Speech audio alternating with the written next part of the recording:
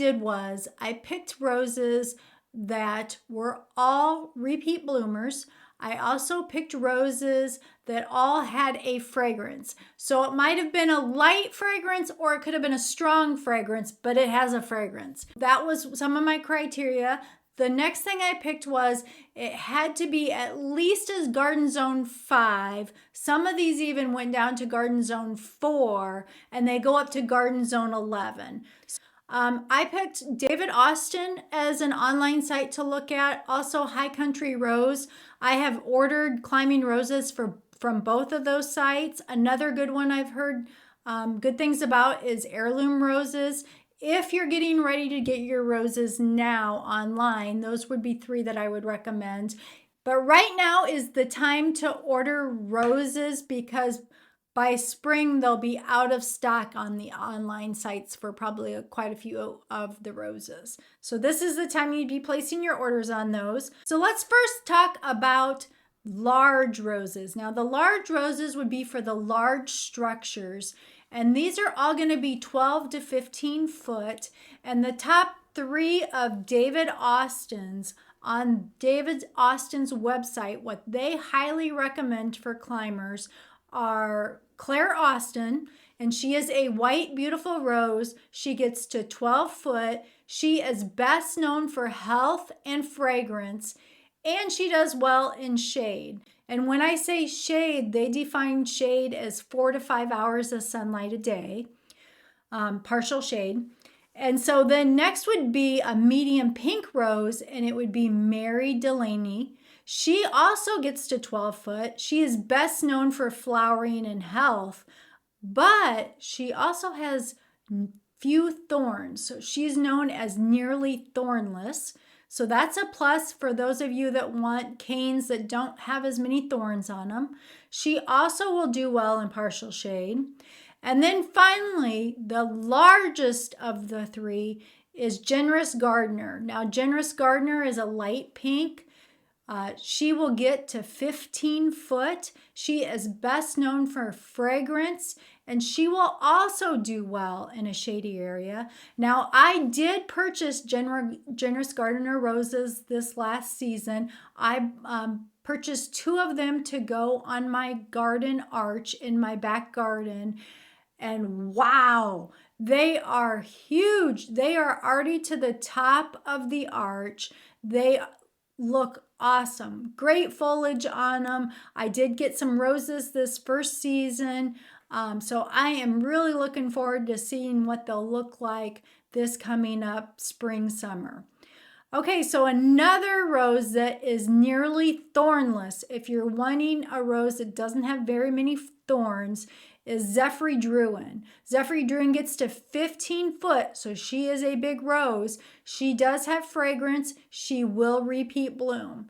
So then if you're looking for yellow options on the large size, these are all 12-foot roses. They all have fragrance. They all will rebloom. The first one is the Pilgrim.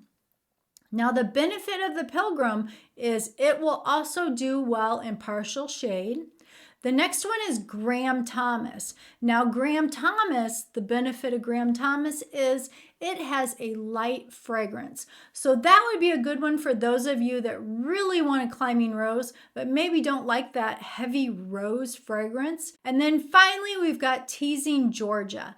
Now Teasing Georgia also has a fragrance, and she has a tea rose fragrance. So those are 3 options if you're looking for a large yellow climbing rose. Now, what about if you're wanting a white climbing rose? Here's another option. What about Iceberg? Iceberg is very large, 15 foot, and it is best known for flowering. It will repeat bloom. It is disease resistant, and it does have a fragrance. So then what about smaller roses? And when I say smaller roses, I don't mean smaller flowers. I mean smaller in height. So these are the roses you're going to be looking at if you're doing like a Obelisk or a tuteur. So these are shorter climbers, but they're still 8 to 10 foot tall. So you could put these on a larger structure, just knowing that they may not get as big as a larger climber. So our first one is Eden. Eden is going to get to 10 foot, and Eden comes in 4 different colors. So Eden comes in the whitish pink color. Eden comes in the dark pink color. Pretty in Pink is the name of it. Eden also comes in a plain white and a red color. So you have 4 options with Eden. Next is Gertrude Jekyll. Now, Gertrude Jekyll will get 10 foot. She is best for flowering and fragrance. So you want to put her somewhere where you're going to be able to smell her, because she is going to smell really nice. So maybe by a walkway, maybe by a patio, somewhere where you can enjoy that color, but also the fragrance. Next, we have Colette. Colette gets 8 to 10 foot. So also repeat blooming and fragrance. Then we have Strawberry Hill. Now, Strawberry Hill will get to 10 foot and is best known for fragrance. But if you look at the picture, you can see that they actually put Strawberry Hill in a container. So for those of you that do not have landscape space or are just looking for a container climber that you could put an obelisk or a trellis in the container for it to climb on, Strawberry Hill may be a good option for you. And then we have Cloud 10.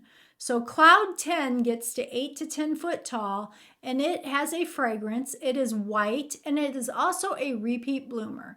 So there's some short varieties. So next, structures. Okay, so we have structures for large climbers, and we have structures for smaller climbers. So for those large climbers, we're going to be looking at arches. We're going to be looking at pergolas. We're going to be looking at trellises and fences. So just a variety. Now, I went online to Gardener Supply, Kinsman Garden, and Amazon, and have showed you some pictures of these structures without any roses on them, so you can just see the structure itself.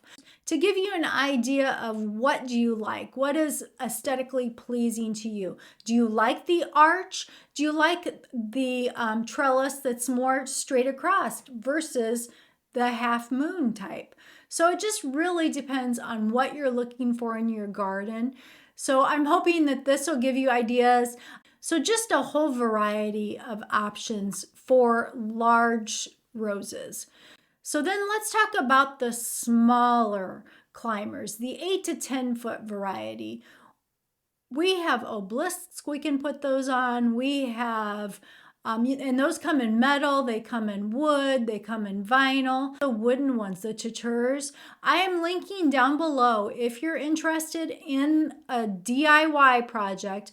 This was the video that we used to get our inspiration for our 2 big black 8-foot tuteurs out in our back garden. So Moya had put the cut list and how they made these, and it was very helpful. And then we tweaked with how we wanted to add to ours. Like I said, I'll put that down in the description for you if you're interested in doing your own tuteurs. So I hope that gave you some ideas for climbing roses and structures. And if you're looking for more inspiration, you want to check out these next 2 videos.